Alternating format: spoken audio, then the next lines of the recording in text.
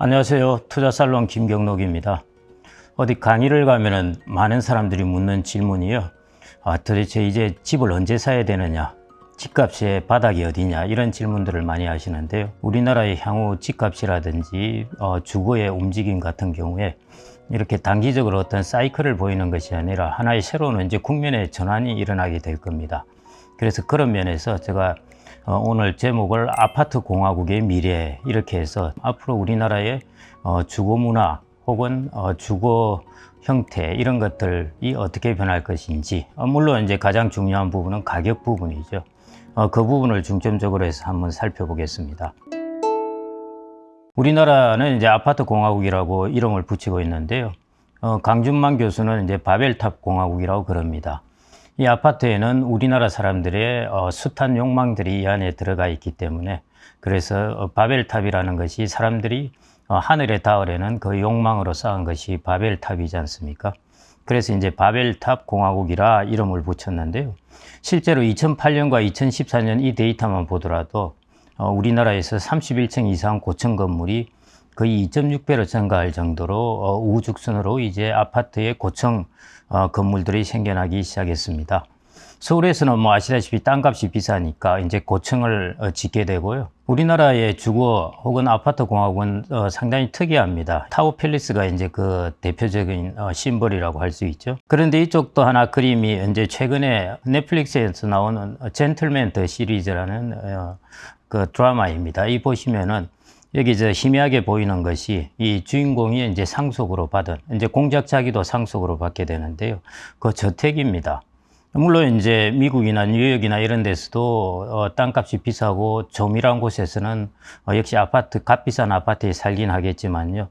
또 상당 부분은 저런 교외에 저렇게 뚝 떨어져서 저렇게 이제 살고 있습니다. 우리나라하고는 너무 다른 문화인 것이죠. 저기는 귀족이나 이제 대부호가 저런 곳에서 혼자 뚝 떨어져 있는 것입니다. 우리는 다 같이 모여서 이제 이런 소위 말해 아파트 단지 혹은 집단 문화인 것입니다. 심지어 아파트 단지끼리 경쟁을 하는, 집단으로 경쟁하는 서열화 이런 것들까지 이제 계속 일어나고 있었는데요. 이 부분이 이제 최근 10년 동안 아주 가속화되면서 진행되게 되었던 것이죠. 이제 서울 지역뿐만 아니라 이제 다른 지역도 이런 모델을 카피하려고 하는 것입니다.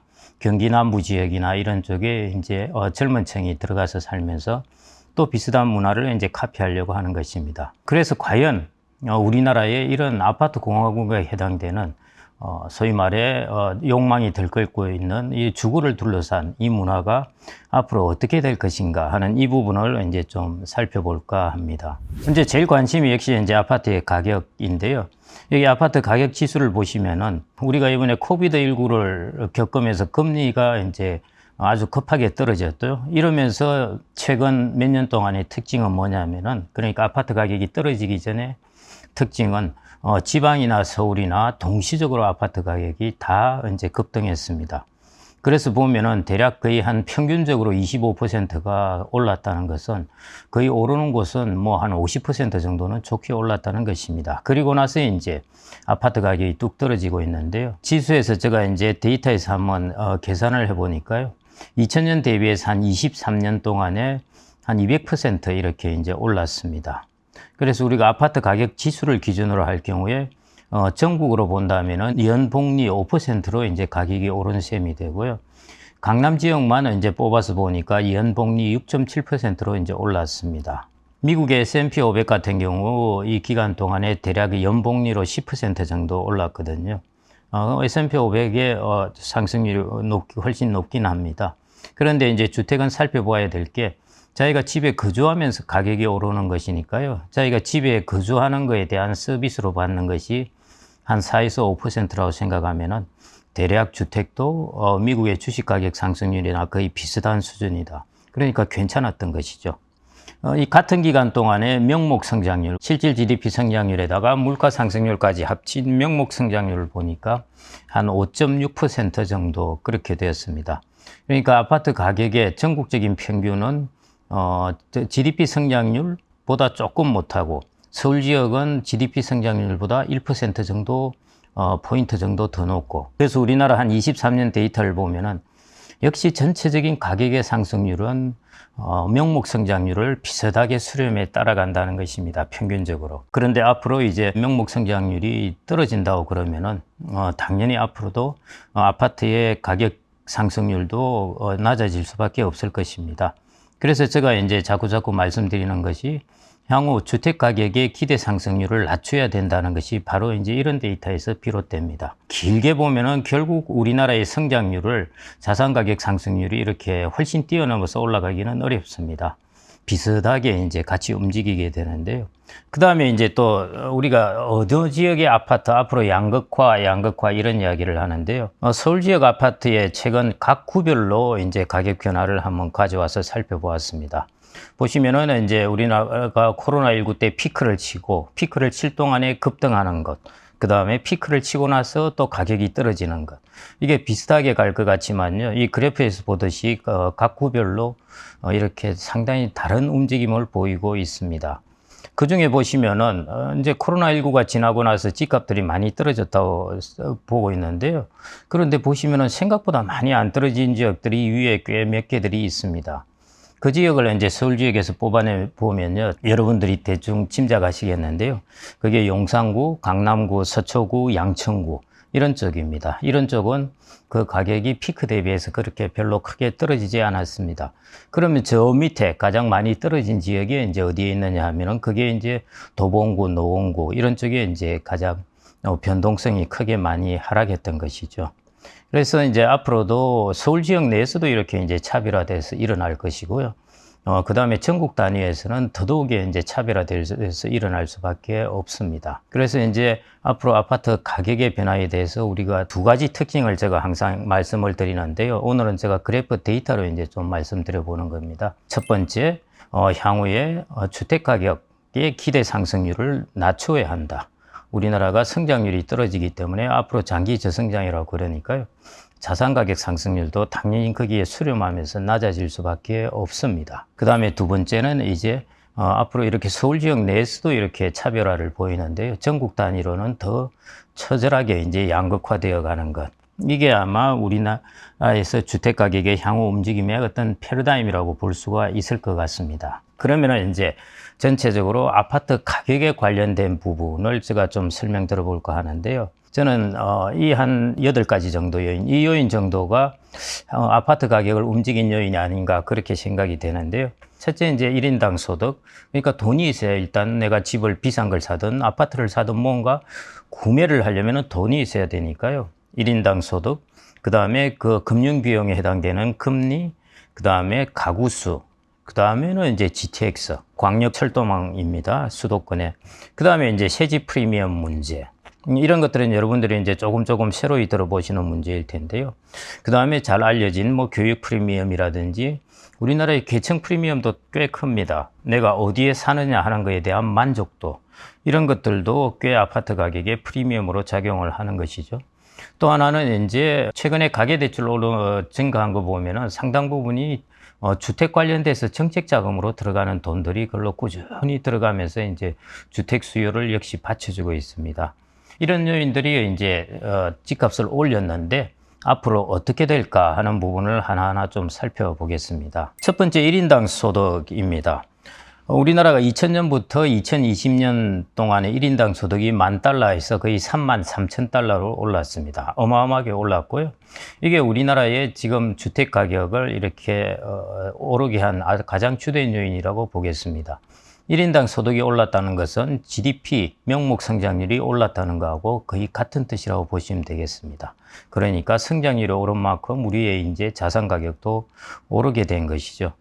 그런데 앞으로 이제 1인당 소득이 어떻게 될 것인가 하는 것이죠. 우리가 20년 동안에 거의 3.4배가 된 것이 과연 앞으로도 20년 동안 3.4배가 되어서 10만 달러가 될 것인가? 절대 그렇지 않습니다. 일본의 1인당 GDP 그래프를 보시면요. 우리나라가 일본을 따라간다는 것은 아닌데 이런 상황도 가능하다는 것입니다. 일본은 보시면은 94년에 1인당 GDP가 피크를 치고 나서 30년 동안 제자리 걸음을 하고 있습니다. 그래서 일본의 총 GDP 보시면요. 이게 일종의 명목 총 GDP인데요. 경상 GDP라고 하기도 합니다. 1992년에 4조 달러였던 것이 30년이 흐른 2022년에도 4조 달러입니다. 변하지를 않은 것입니다. 이런 일도 가능하다는 것이죠. 이렇게 되면은 이런 것들이 이제 일종의 소득이 해당되기 때문에 우리가 주택 수요에 이제 가장 큰 영향을 줄 수 있는 것입니다. 그 다음에 이제 두 번째 요소가 금리이죠. 2000년 이때부터 우리가 코로나19 때까지 금리는 줄곧 떨어졌습니다. 제가 그때 채권 운용을 시작할 때 국채금리가 8%였는데요. 그게 1% 이하로까지 미만으로까지 떨어졌습니다. 어마어마하게 금리가 떨어진 것이죠. 주택 가격 오를 수밖에 없습니다. 돈을 빌려도 이자 금액이 늘지를 않으니까 사람들은 빌릴 수밖에 없고, 그래서 우리나라 가계부채가 역대급으로 GDP 대비해서 이제 급증했던 것이죠. 이 가계부채는 어디로 가겠습니까? 우리나라 가계부채의 상당 부분은 주택담보대출을 통해서 주택으로 가는 그런 파이프라인을 갖고 있습니다. 결국 그것 때문에 이제 우리나라의 주택 수요를 부추긴 것이죠. 그래서 지금은 이제 최근에는 저점에서 이제 턴을 해서 금리가 이미 올랐죠. 이제 과거에서 보았던 것처럼 8%에서 1%까지 줄창 떨어지는 이런 일은 앞으로 없을 거라는 것입니다. 그래서 과거에 보았던 그런 좋은 환경은 앞으로 일어나지 않을 것이라는 것이고요. 그 다음에 가구수입니다. 가구수 중요합니다. 2040년을 넘어가면은 우리는 인구 구조가 절벽으로 떨어지듯이 인구 구조가 급격하게 변하게 되고요. 그때는 이제 우리가 백약이 무효할 정도로 이게 막기가 쉽지 않은 그런 상황입니다. 그래서 우리나라의 많은 데이터들이 2040년을 기점으로 확 변하게 됩니다. 80대, 70대 가구수 늘어난 거 집값에 거의 영향 없습니다. 30대, 40대, 50대 가구수가 어떻게 되었느냐 하는 것이 절대적으로 중요하기 때문인데요. 그래서 이 가구수를 여러분들 한번 보십시오. 이거 연령별로 보셔야 돼요. 총 가구수를 보시면 안 됩니다. 과거 20년 동안에 총 가구수는 662만 가구가 늘어났습니다. 그런데 보시면은 골고루 늘어났고요. 특히 40대, 50대 가구수가 많이 늘어났습니다. 이 사람들 주택을 수요할 만한 소득을 갖고 있는 계층들이에요. 자, 그러면은 앞으로 20년 한번 데이터 보실게요. 한 317만 가구가 이제 늘어나는 것으로 되어 있습니다. 그런데 여러분들 보십시오. 데이터를 보면은 20대, 30대, 40대, 50대 모두 가구 수가 다 감소합니다. 그런데 왜 317만 가구가 늘어났을까? 60대 이상이 570만 가구가 증가하는 것입니다. 자, 여기서 이제 우리가 착각에 빠지기 쉬운 것이죠. 앞으로 가구 수가 계속 늘어난다고 다들 보고 있는데, 유효 수요를 갖고 있는 소위 말해 신혼부부, 자녀가 성장해서 집을 또 사야 되는, 확장해야 되는 사람들, 소득이 받쳐주는 사람들, 이 사람들의 가구 수는 전 연령층의 가구 수가 다 감소하는데요. 60대 이상 가구 수가 절대적으로 증가합니다. 좀 더 세부적으로 보면은 60대 이상 중에서도 70대, 80대 가구 수가 급증하게 됩니다. 그래서 이 가구 수의 총 증가 수라는 것은 별로 의미가 없습니다. 앞으로 여러분들 여기에서 보시듯이 우리나라 가구는 앞으로 20년 동안에 처절하게 늙어갑니다. 그러면은 2040년을 넘어가면은 이거는 아주 좀 더 먼 미래니까요. 여러분들이 지금 걱정하실 필요는 없겠지만은 우리나라의 전체 주택시장의 모습을 한번 그려보시면 좋을 것입니다. 이제 2040년을 넘어가면은 총 가구 수도 100만 가구가 감소합니다. 그리고 보시면은 30대, 40대, 30대 미만 다 가구 수가 감소합니다. 이제 60대 가구도 한 76만 가구 정도밖에 증가하지 않습니다. 60대 이상 가구도. 뭐냐? 우리나라는 이제 인구가 이때부터는 본격적으로 줄어드는 시기라는 것입니다. 이것이 앞으로 우리나라에 이제 펼쳐질 모습인데요. 그렇게 본다면은 향후 20년, 지금부터 우리는 이미 한 5년, 10년 겪게 되면은 가구 수의 이런 변화를 우리가 피부로 뼈저리게 이제 느끼게 되는 그런 시간이 오게 될 것입니다. 그래서 이 가구 수 같은 경우에도 우리가 과거 20년 보았던 것과는 전혀 다른 모습을 보인다는 것이죠. 그래서 제가 35세에서 54세 가구 수만 이렇게 뽑아서 가져와 봤는데요. 보시면 가구 수는 이미 2015년에 피크를 치고요. 계속 떨어지고 있습니다. 줄창 떨어지게 되어 있습니다. 주로 유효 수요자들이죠. 이 사람들의 이제 가구 수가 줄어든다는 것입니다. 그 다음에 이제 네 번째, GTX입니다. 이게 상당히 중요한 요소입니다. 도시계획이라든지 뭐 주택이라든지 이런 이제 전문가들한테 이제 이야기들을 들어보면요. GTX가 10년만 일찍 개통되었으면 서울 집값이 잡혔을 것이다. 이런 이야기를 합니다. GTX가 좀 늦게 개통된 거죠. 그래서 이미 이제 많이 올라 버린 것입니다. 그런데 이제 GTX가 A부터 이제 F 노선까지 이렇게 계획이 되어 있는데요. 올 3월에 이제 수서 동탄, 그 다음에 파주 운정하고 서울역 이쪽이 이제 운행을 시작합니다. 그 다음에 이제 이 그림에서 보시듯이 B와 C 노선은 올해 이제 착공을 시작할 것이고요. 그 다음에는 이제 A, B, C 노선을 연장하고, 그리고 거기에다가 D, E, F 신규 노선을 건설하는 것이 이제 소위 말해 GTX 2기 사업인데요. 정부의 임기 내에 이제 본격화할 계획입니다.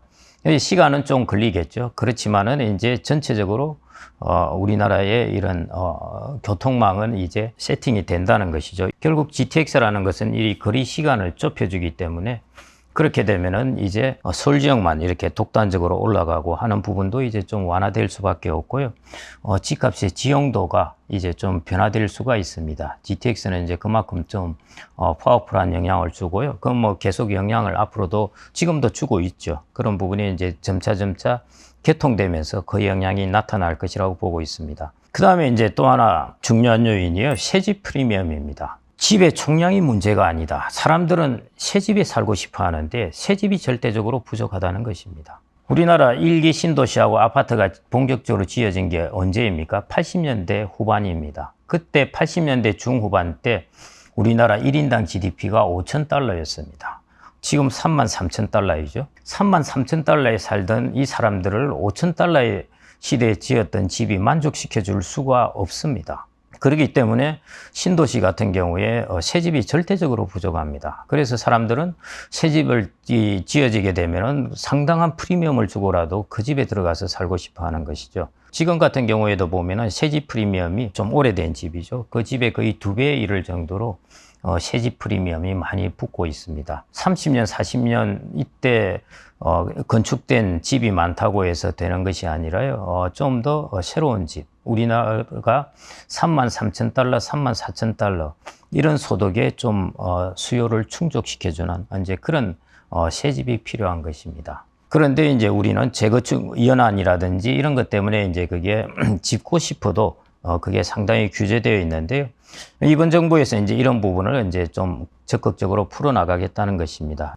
그래서 이런 부분도 이제 앞으로 1기 신도시나 이런 쪽 부분에서 재건축이 좀 이루어지게 되면은 새집 프리미엄에 대한 이런 부분은 또 많이 사라지지 않을까 싶은데요. 그 다음에 이제 우리나라 집값을 올린 요인 중에가 이제 정책자금 대출 부분이 많습니다.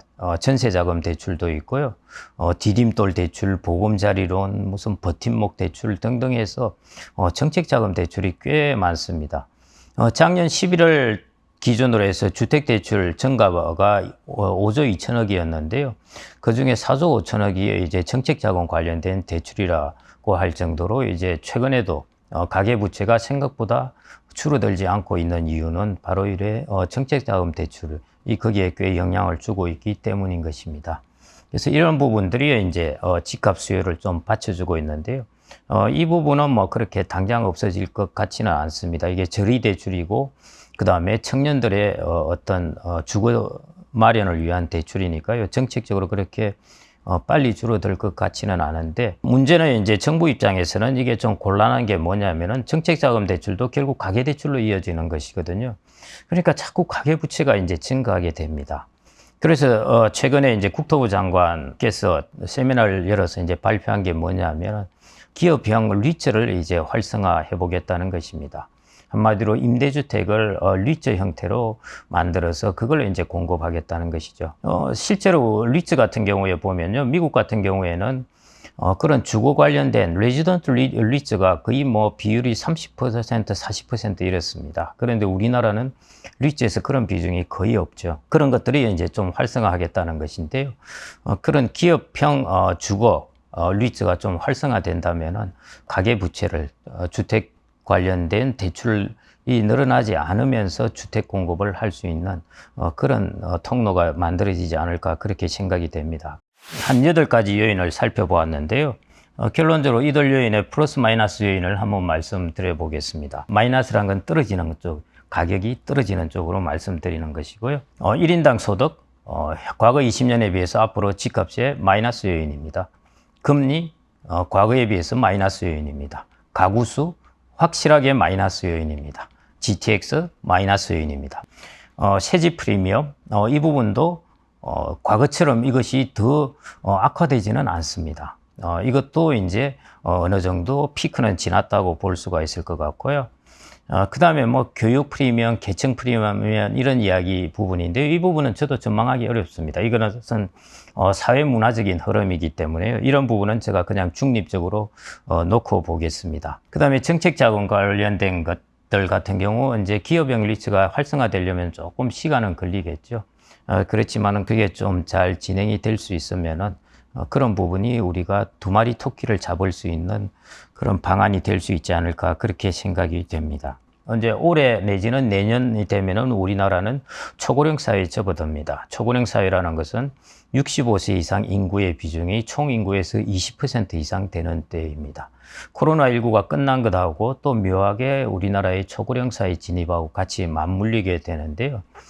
그 시기를 기점으로 해가지고 우리나라의 아파트 공화국 혹은 아파트를 중심으로 하는 주거 문화가 과거 10년, 20년 동안 보였던 모습하고는 좀 픽처를 다르게 그려가지 않을까 좀 그렇게 봅니다.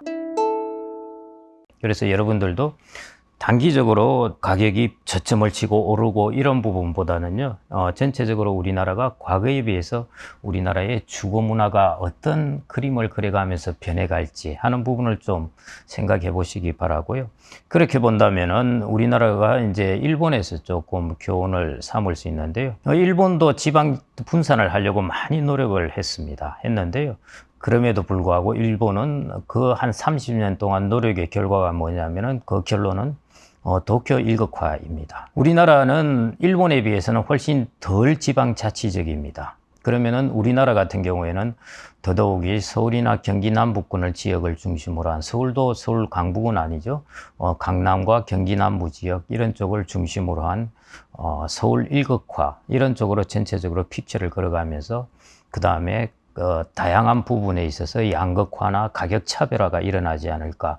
이게 이제 전체적인 흐름으로 보여지고요. 그 다음에는 지금까지 한 10년 동안 집값을 신나게 올렸던 소득이나 금리라든지 가구수, 그리고 GTX 교통망, 그 다음에 새집이 부족해서 일어났던 것들, 이런 것들이 동시다발적으로 한꺼번에 일어났었습니다. 그것 때문에 집값을 푸시를 해버렸는데요. 그래서 이런 부분의 여인은 이제 여러분들 많이 사라졌다고 보시면 될 것 같습니다. 그래서 과거와 같은 그런 요인은 조금 사라지지 않나 그렇게 생각되고요. 그 다음에 제가 명목 상승률하고 아까 주택의 가격 상승률하고 보여드렸는데요. 거의 비슷합니다. 잘 나가는 지역과 평균적인 상승률 사이 정도의 명목 성장률이 있었는데요. 우리나라 앞으로 명목 성장률이 떨어지니까요. 전체적으로 주택으로부터 얻는 기대 수익률은 과거에 비해서 많이 떨어질 수밖에 없습니다. 지금까지 여러분들의 자산을 주택을 통해서 자산을 축적했다면 좋습니다. 지금까지 잘 하셨는데요. 물론 어느 지역에 있는가 하는 게 다르겠지만은 지금까지 성공했던 그 경험보다는 앞으로 사회가 어떻게 변할 것인지, 우리나라 경제가 어떻게 변할 것인지 하는 것, 이런 부분을 우리가 기반으로 해서 좀 더 미래를 쳐다보면서 여러분들의 자산 관리의 포트폴리오를 이렇게 만드시는 게 어떨까 그렇게 생각이 됩니다. 감사합니다.